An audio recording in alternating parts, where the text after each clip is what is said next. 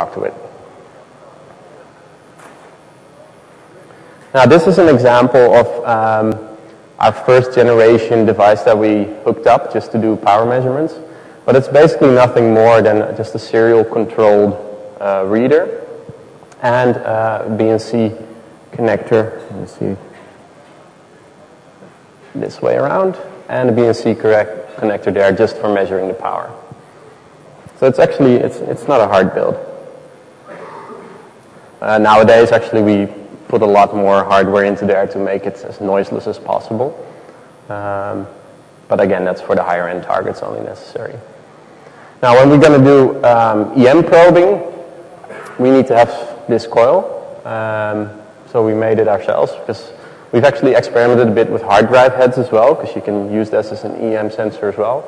But they didn't really have the size and the particular characteristics that we were looking for. But the coil is nothing more than a bit of wire, so it's not that hard to make. What is hard to make is sort of the amplification stages that we have behind it. Because as you can imagine, the voltage differences over such a small coil are not very big. So we need to amplify the signal before we can actually measure it. Now this is what it looks like when you put some screws into it and hang it over a chip. When you have contactless cards, we built this high-end device. You can actually just put this in between your contactless card and your reader. And on the other end, you just connect it to the oscilloscope, and then you can measure what the field is doing there. Now, what we typically see is that this is nice. I mean, it's a cool experiment. But using EM, you can get much better signals than using the RF. But I mean, this is actually still more or less a direct power measurement, because the contactless card is being powered by the field. So the more power it drains from the field, the less you're going to measure with this thing. So again, it's more or less a power measurement on a contactless card. Now, for EM, we have one more challenge than with power. With power, we're measuring the whole power over a whole smart card, let's say. But EM signals are actually very localized. And it really depends on where you're measuring what you're going to see. So this is a bit tricky to find this spot, and then we used to do it by hand, just move it and just see what your signals are. But we got a bit bored with that, so we made this cool XY stage, which basically just scans over the entire surface of the chip and just makes measurements at each point. And then you can display nicely graphically sort of the field that's coming out of this chip. This is after quite a bit of filtering. You typically are looking for certain frequency components. For instance, if this were a smart card, and on a smart card there's usually the main CPU, but there's also crypto accelerators. And these sometimes run at different clock frequencies than the main CPU.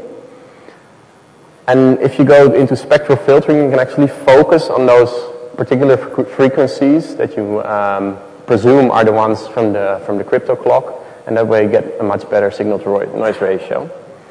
And that sort of outputs these kind of things. And if you really want to impress your girlfriend, then you print them in 3D. Okay, so I have a quick demo here. Just a standard scanner. The only thing that's a bit non-standard about it is this antenna, which is just a coax cable with a little loop at the end. So what we're going to do is we're going to tune this to a frequency. I tried this out more or less by brute forcing before. That is tuned to the RSA frequency of, I didn't bring a smart card, I brought this embedded board, which is just a simple ARM processor. We programmed it to do an RSA operation, so it's doing some kind of crypto. We send it data, it encrypts it, and send the encrypted stuff back. Pretty simple.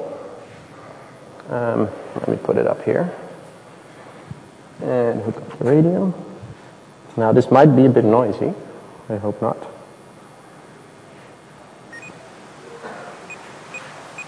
Can we hear anything? Now this is sort of the idle sound. So if maybe it's nicer if I do it like this. I'm just going to hold the loop over different positions on the chip, and you can hear it's changing a bit, but there's not too much going on. But now I'll just start a script that'll just tell the thing to start doing RSA. So as you can see on the screen, it's sending, well, just 0 to F. This thing's encrypting it and sending the result back. And now what we hear is, it's pretty cool. I think this is a new generation of computer-generated music. Basically, it's the sweet sounds of crypto at 18.9 a.m. Thank you, thank you.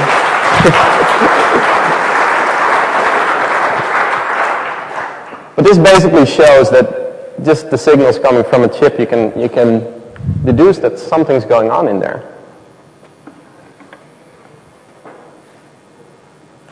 Now, where does this come from? The signal leakage itself actually comes mostly from the buses, because they're very long lines relatively in the chip, so they take a lot of power to pull up and down.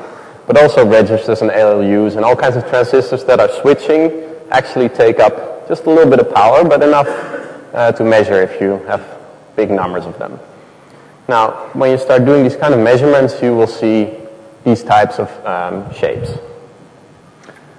Now, when you're a bit longer into side channel analysis, you'll start laughing immediately when you see this, because this is a very broken card. This is an old one, but I'll show you what's going on.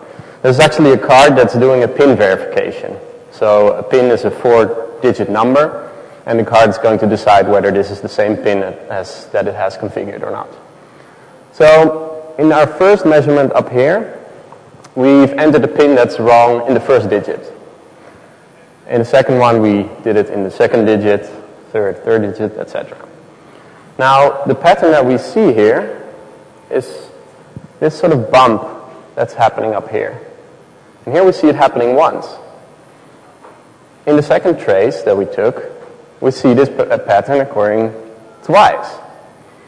Now, 3, 4. Now, we're all intelligent human beings here, so I think we can already tell what this means. What you can see here is that it's actually doing an array compare. It immediately terminates after it sees that a digit is wrong. Now that's very nice if you're in a black box, but we're opening up the black box here. So we can actually tell, just from looking at this, which digit we entered is wrong. Which means that on average you would need 5,000, normally you would need 5,000 pin tries on average before you got it. Now you need only 20. So that sort of is a first illustration of the strength of this stuff. And this is just one measurement. We're just looking at the card once. Now, again, I must say, those are the weak, old, smart cards. But you can imagine that embedded systems nowadays, I mean, why the hell would you continue comparing digits if you know the answer is already wrong? From a functional point of view, it makes no sense. But from a security point of view, it does. So this is more or less what we call simple power analysis. It's actually not that simple, but in the initial paper that Paul Kocher wrote in 1998 on differential power analysis, he also introduced simple power analysis, which is definitely simpler than differential power analysis, but it's not that simple necessarily. But basically it means we're going to analyze just a few traces, like 10 or